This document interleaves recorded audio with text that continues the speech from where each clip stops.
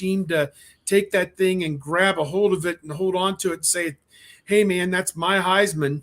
And to borrow a line from a famous Sports Illustrated cover, I think it was Charles White and I don't know, Billy Sims or somebody were arguing over it going into a season one year. So I don't remember exactly who it was. And the It was those two. caption was, hey, man, that's my Heisman. But I think that it'll be interesting to see who it is. It will not be C.J. Stroud. I had him on my ballot. I also had Bryce Young and Aiden Hutchinson. Those were the three guys I voted for. You're not supposed to announce your order or anything like that, but I do think those will probably be the top three. And although Pickett could be third, the Maxwell, the top three were Pickett, Young, and Hutchinson, I believe, with no Stroud. So maybe that's an indication of how this will go. Yeah, I think the Kenneth Walker thing was, I saw like Brock Heward tweeted out like, what this is a disgrace or something to that effect. Like how could this happen? How could he be left out?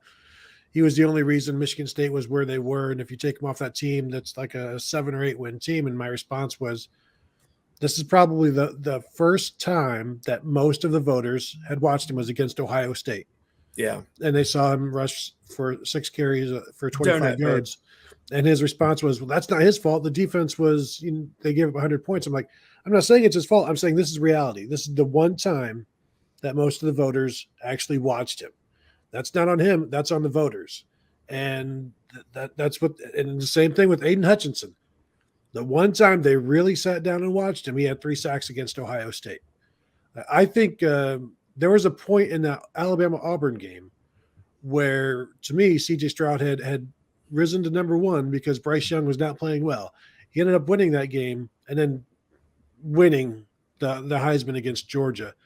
But now this will be the 5th straight starting quarterback at Ohio State to finish in the top 5 of Heisman voting. I don't count Cardale Jones. He lost the job and didn't finish the season as the starter. Over the last 2 decades, only 3 starting quarterbacks at Ohio State have not finished in the top 5 of Heisman voting, as long as you don't count Joe Bauserman, because, again, he was not he didn't finish. But you got Craig Krenzel never finished in the top 5. Obviously, Troy Smith won it. Todd Beckman didn't. Terrell Pryor didn't. Everybody else from that point on has. You're citing the post-Steve Belisari era. Yeah, and that's a guy who I thought would win a Heisman because of his overall ability to run and throw back in the 90s. Ohio State was at their peak. And, man, once they get this Joe Germain guy out of here and finally get some quarterback talent who can do something with Steve Belisari, watch out, baby. Watch out. Coop loved him. Yeah, watch out is right.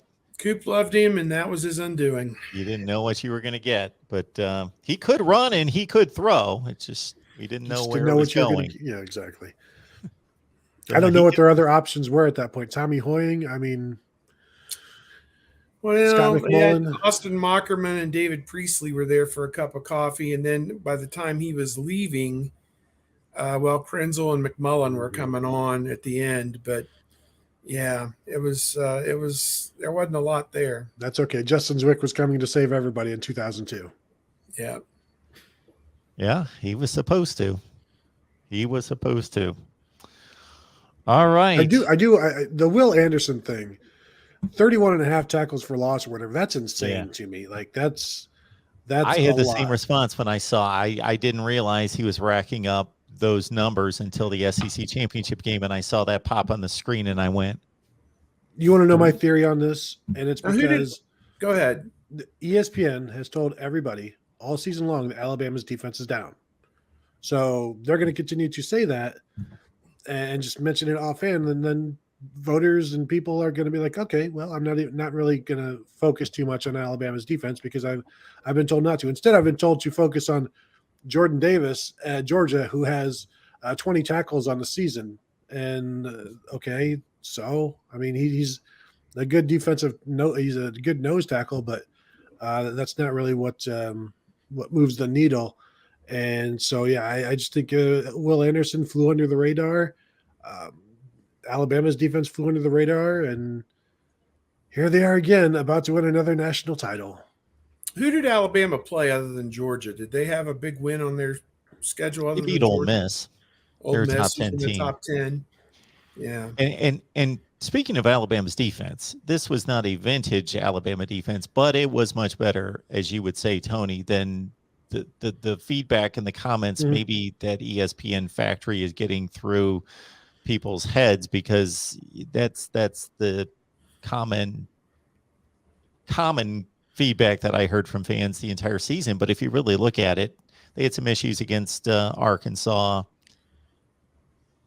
Everybody has issues.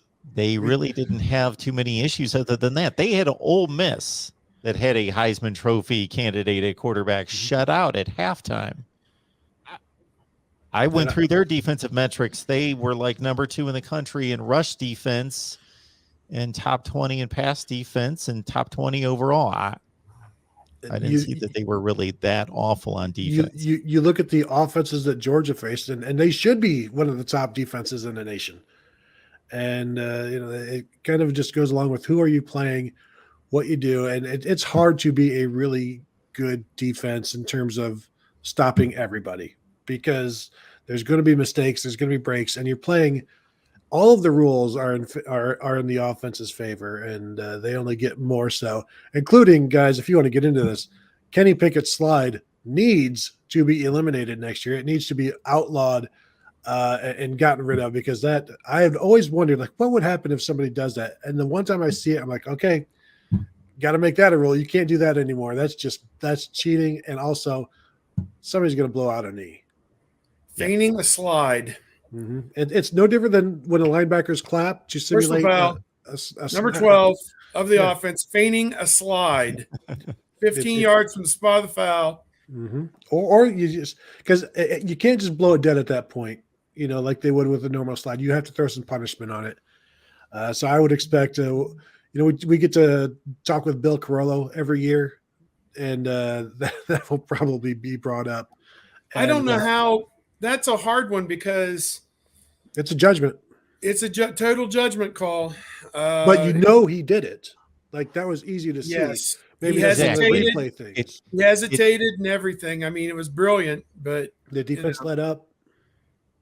It's somewhat of a judgment call in the same realm of faking a fair catch signal, or when there's a hesitation there. You have to make a judgment call. Mm-hmm. And I think it was pretty obvious there. It's impossible to play defense as it is. Yeah. Let's give these guys one break. They can't be trying to guess when a quarterback's going to slide or fake slide. Or if you allow it, then you get to bank one free shot on a quarterback. I like it. Wake Forest will have one free shot on the quarterback. I'm not saying you run and do it like we will. No clock time will move off. We will not use any of the clock time. One on time down. The quarterback must stand there. No, I'm saying throughout the game, you get away with one maybe shot to the head. Just one.